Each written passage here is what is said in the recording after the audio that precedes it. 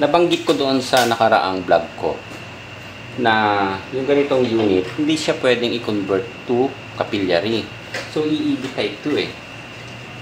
Pero ibang unit, tingnan niya. Gumamit siya ng capillary. Pero parehas naman silang inverter. Ito, gumamit ng EEB. Parehas din naman siyang inverter. Then, itong ginagawa namin unit na carrier, gumamit din ng EEB. So, ano nga ba? Pwede ba talaga siyang i-convert to EEB, capillary? Yung EEB type? Kung may problema ang EEB mo, pwede ba talaga siyang i-convert?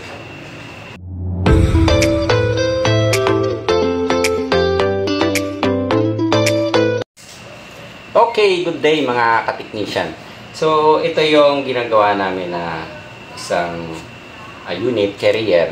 So, ang problema nito, nailabas ko na ito doon sa ating page, JDL Electronic Service Center. So, ang problema niya, yung isang sensor. Okay. So, isinalang ko lang siya, nilagyan ko siya ng tubo dahil marami akong unit na isasalang.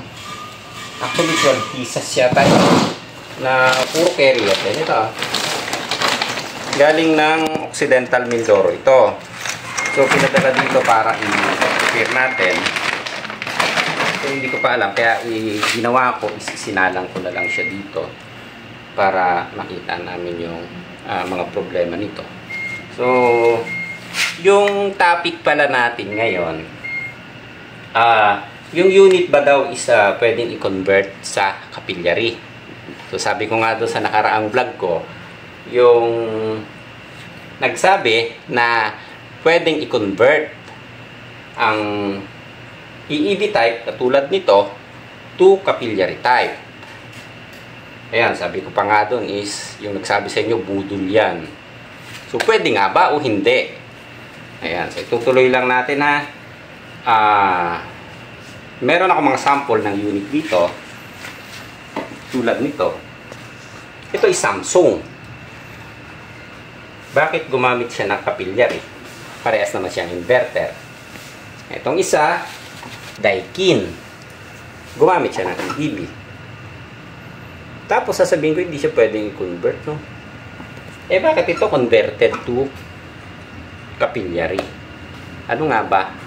Pwede pa talaga siya yung EEB type na tulad nito na Daikin, pwede pa talaga siyang i-convert. Okay? So, umpisahan natin ha. So, ito okay na. Papaanda rin natin. So, mag-a-add na lang ako ng konting refrigerant. So, bago natin sagutin, ipapakita ko muna sa inyo. I-on ko lang sa loob. Ayan. So, ito yung unit. In-install ko siya. Dito na lang sa opisina para mapalamig natin. Then, makita natin kapag nagka-cut off. And, makita nyo kung pwede pa talaga siyang i-convert to EEB. So, wala akong sample. Ipapaliwanag ko lang sa inyo kung pwede ba talaga o hindi. Liwan kayo ha. Nagagawa kami ng video, sumusunod yung aso. Tara. Dito lang kayo ha. Stay.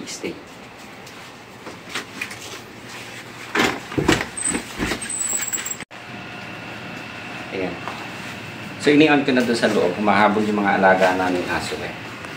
So, antayin lang natin umandar. Ayan na. Naririnig niyo.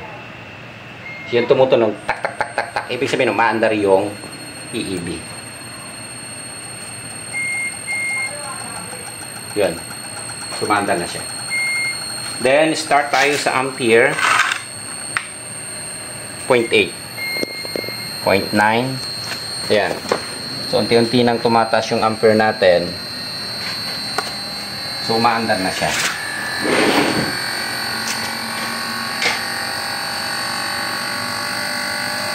Ayan. So, i-monitor lang natin yung ginagawa natin. Then, yung ating refrigerant, hindi ko siya pillow charge pa. Ang kinarga ko dito is 0.4 kilo lang. Kaya nasa 100 PSI siya. So, gagamitin lang namin to for monitor and para to sa pagre-repair ng mga buhay. Ayan. So, pag binalikan nyo yung ampere natin, ito siya, pataas siya ng pataas. Yan. So, mapapansin nyo kasi, magkaiba kasi ang inverter sa non-inverter. Kapag ka-inverter, ang monitoring natin ng ampere, nag-uumpisa sa mababa, then pataas. Then, ang compressor, variable speed, nagkakaroon siya ng adjustment. Tumataas ang ampere natin kapag ka nagpo-full speed ang compressor. Ayun. Okay? So, tuloy-tuloy tayo. Ayan, malamig na. So, ang compressor natin sa ngayon ay naka-andar siya sa low speed. Then, mapapansin nyo yung speed, pataas ng pataas. Yun. So, sa andar pa lang ng compressor, makikita nyo na yun. Yun yung tinatawag natin na tumuturbo yung compressor. Then, ang ampere natin, pag binalikan nyo dito, pataas siya ng pataas yan. Hanggang sa, kapag malamig na ang room natin, pababa naman siya. Hanggang sa mag-minor siya. Yan, 4 ampere na siya. 4.1. Then, pakinggan nyo yung andar ng compressor. Nakabirit. Ayan, So, ibig sabihin, naka-full speed na siya. Then, antayin lang natin na mag-minor. Kapag malamig na sa room, unti-unti siyang mag-minor. So, maliit lang ang room natin. So, antayin ko lang na mag-minor yung compressor.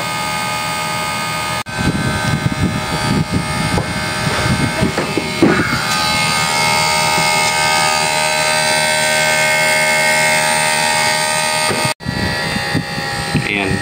So, unti-unti bumababa yung ampere natin. And, pakinggan nyo yung andar ng compressor. Nag-minor na siya compare kanina na malakas o pansin natin na mabilis ang andar ng compressor. Then, ang ating ito hindi lang natin gaano makita dahil hindi digital ang gamit ko. Dito sa ating gauge, unti-unti na uling tumataas ang gauge natin. So, kanina bumaba siya to 80 PSI. Ngayon, tumataas na ulit siya. 110 PSI na siya. Yun. Yun, nag-minor natin. Tingnan nyo yung ampere natin. 2.6. 2.5 na. Ang andar na compressor, naka-minor. So, ibig sabihin, yung room natin, naabot na niya yung lamig. So, ang compressor natin, nag-minor na siya. Yan yung sinasabi ko sa inyo. Ang compressor natin na inverter, na tulad nito, is variable speed. Ayan. So, kapag malamig ng room, nagmi-minor siya. Ayan. So, mababa na. Antayin natin na mas bumaba siya. 2.4. 2.5 ampere. Then, yung andar na compressor, mapapansin nyo, minor na siya. Yung ating gauge ulit na binalikan natin, ayan, 100, nasa 125 PSI na yan. So, ayan. So, pagmasdan nyo, naka-minor na yung compressor natin, na gumamit ng EEB type, inverter. So, yung gauge natin, tumaas siya to 125 PSI. Naka-minor ang compressor. So, hindi fully charged yung ating unit. Then, ang ampere natin, tingnan nyo, napakababa na. 1.7 ampere na lang ang monitoring natin. Ayan. So, yan yung compressor. Hindi siya namamatay ng direkta. Compare natin sa gumamit ng capillary type na namamatay ang compressor. So, ito, imagine ninyo, kapag ka nag-minor ang compressor ng ganyan, then, bumaba ang ampere nyo ng 1.7 na lang. Sa tingin nyo, kung capillary type ang ginamit nito, maipapump niya pa ba ng mabayos? So, Kung hindi niya may pump ng maayos, ano ba sa tingin niyo? Lalamig ba ng maayos ang room o hindi? Kung nag-minor ng ganito ang compressor natin, then bumaba siya ng ganyang kababa ang ampere sa 1.7. ayun, so may idea na kayo kung pwede talaga siyang i-convert o hindi to capillary type, yung EEB. So ang pagkakaiba ng capillary type, ang capillary type nagkakaroon ng cut-off ang compressor. Ang EEB type, matagal. Kung mamatay ang compressor, napakatagal. Or yung design ng mga modelong unit ngayon, hindi na nag-o-off ang compressor, nagmi-minor na lang siya and bumababa na lang ang ampere ng tulad niyan kapag malaki na ay malamig na ang room natin. So yan ayan, so nag-minor na siya. Yung ating ampere is tumatak na siya ng 2.4. Ang PSI natin naman dito sa gauge, pumatak na siya ng 140 PSI. So hindi lang natin gaano makita dahil hindi digital yung gamit ko, mano-mano pa rin. Pero kung may magdo-donate naman ng digital, okay lang, libre. So ayan, so okay na, nakita nyo na yung difference ng unit. Nagmi-minor siya. So yun yung sinasabi ko sa inyo, ang inverter is variable speed. So naka-minor na siya and malamig na ang room natin, ang compressor natin hindi namatay. Then tumaas lang yung gauge natin. So tumaas ang gauge, bumaba naman ang ating ampere, naging 2.4. So, baliktad doon sa non-inverter, di ba? Kapag ka tumaas to, sa non-inverter kasi, kapag tumaas ang gauge natin, tumataas din ang ampere. Dito, kapag ka tumaas ang ampere, ang gauge natin, bumababa ang ampere. Then, ang compressor naka-minor. So, magkaiba ang inverter sa non-inverter. Kita nyo na yung difference. Okay, so para may paliwanag ko lang ng maayos, bubunutin ko muna dahil medyo maingay Ayan, para medyo tahimik tayo. Ayan, so ini-off ko muna. Ngayon, ang talagang topic natin, pinahaba ko lang muna ng konti, yung pasakali natin. Ito, ang problema natin dito, yung sinabi ko nga doon sa isang vlog, yung nakaraan, yung capillary type. Okay? Ito capillary to. Itong isa, EEB. Ngayon, parehas naman siyang inverter. Ano ba yung pagkakaiba? Bakit? Sabi ko doon sa vlog ko, budol yan. Hindi pwedeng i-convert to capillary yung EEB type. Okay?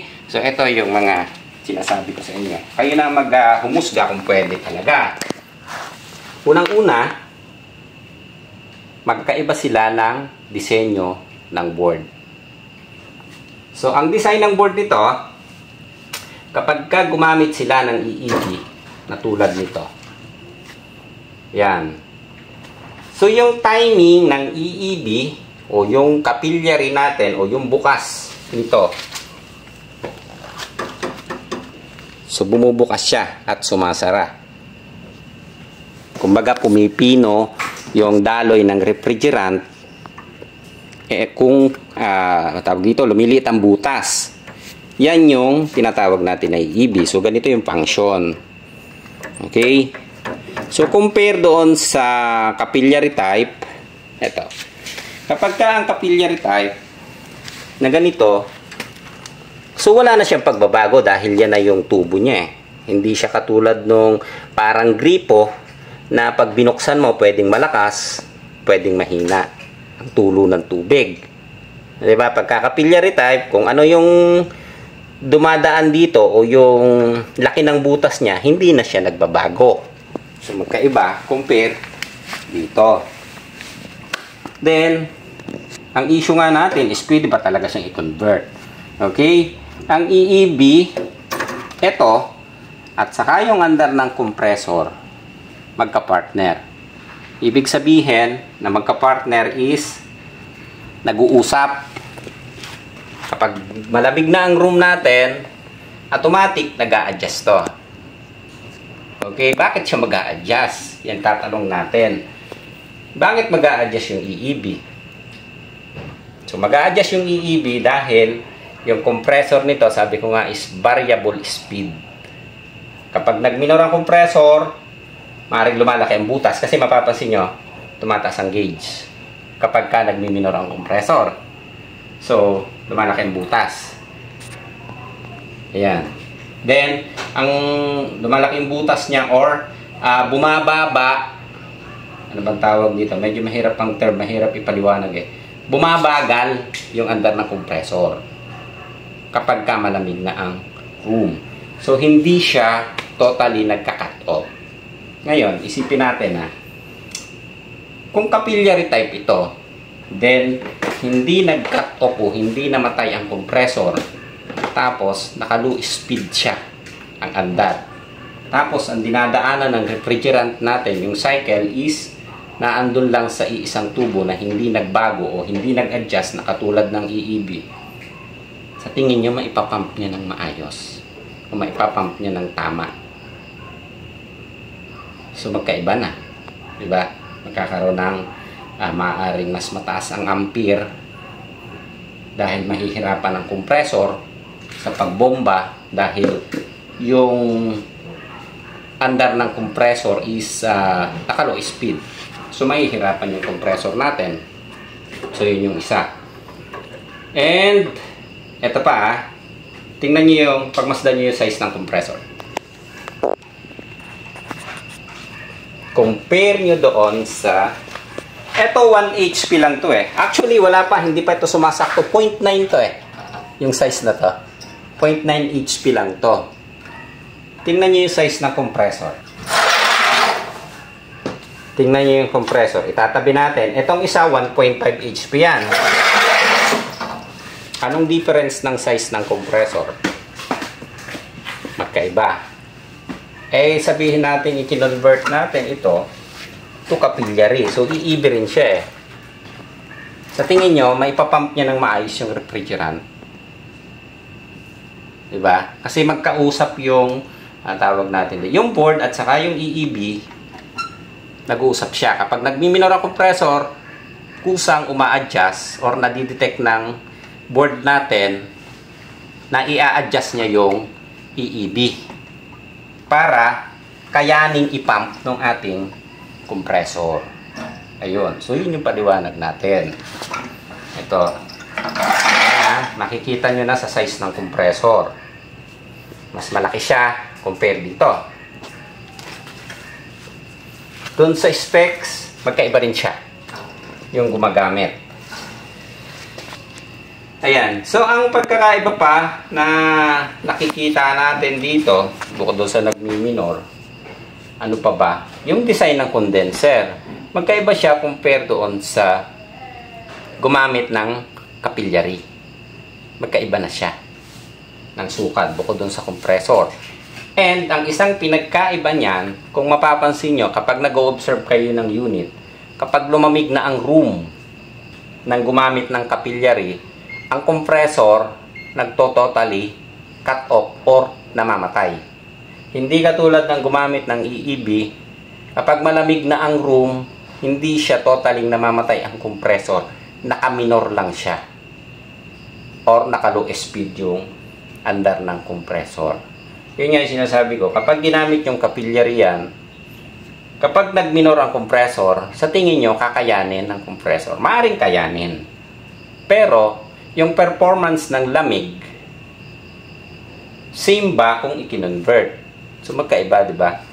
Pwede siguro siya kung magpapalit din kayo ng board na gumamit lang siya ng kapag malamig na is magkakaroon ng cut-off ang compressor.